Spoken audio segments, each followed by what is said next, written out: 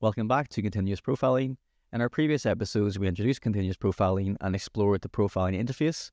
Now let's dive into how to effectively analyze performance data using the Coralogix profiling tool. When investigating performance issues, your first step is analyzing this profiles grid. Remember that this view shows two critical metrics for each function: self-CPU time and total CPU time.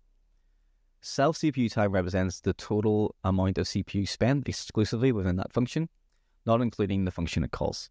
High self-time indicates functions that are directly consuming resources. For example, we have a system call here, a function that has a total time of 3.9 seconds, but a high self-time of 9, making it a prime candidate for optimization. Total CPU time includes all the CPU I've spent in that function plus any function it calls, giving you a holistic view of a function's overall impact. So looking at our grid here, we have a runtime function here, which has a high 105 seconds.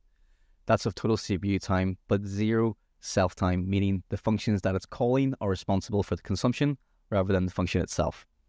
So for effective optimization, focus first on the functions with both high self and CPU times, as these represent direct bottlenecks where optimization will yield the greatest impact. So like, for example, our HTTP functions here has both, prime candidate for optimization. So the CPU usage graph at the top is offering us two viewing options. We have cores and time. The cores view shows us the actual CPU cores being utilized, useful for understanding resource distribution across hardware. The time view shows cumulative CPU time consumed, measured in seconds or minutes, valuable for understanding total computational work regardless of distribution. Choose between these views when based on your optimization goals, using cores view when concerned about resource utilization and scaling, and time view when focusing on overall computational efficiency. The Coralogix profile interface offers three main visualization options that serve different analysis needs. We have the split view that we've seen previously that's showing both the grid and flame graph together. We have the flame view, which is the view we're in now, which focuses entirely on the call hierarchy visualization. And with the tail view, which displays the detailed function list. So when dealing with large applications, I would recommend using the search functionality here. Here I'm filtering for HTTP related functions only. Now this flame graph visualizes your application's call hierarchy, as I mentioned, with each block representing its CPU consumption. So the horizontal axis shows relative CPU usage, while the vertical axis shows the stack depth.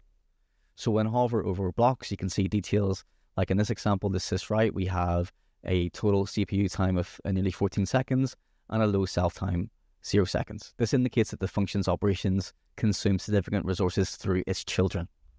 So when analyzing flame graphs for optimization targets, look for wide blocks at the top level, indicating functions that consume significant CPU time with their children, and then functions with high self-time. For example, we have some sort of function here to do with the store.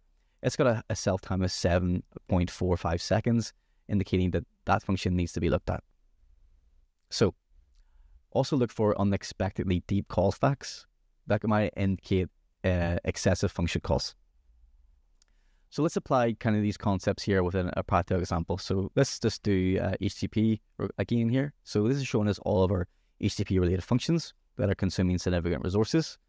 We seem to have several HTTP handler requests here. So by identifying and optimizing the specific handler functions, perhaps with better algorithms, caching, or reducing unnecessary processing, we could substantially improve overall application performance.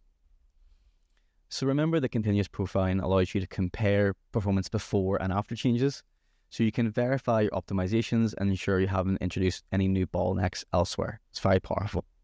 In our next episode, we'll take this even further. We'll explore more real-world workflows for troubleshooting with profiles and how continuous profiling integrates with the other Coralogix tools that provide comprehensive observability.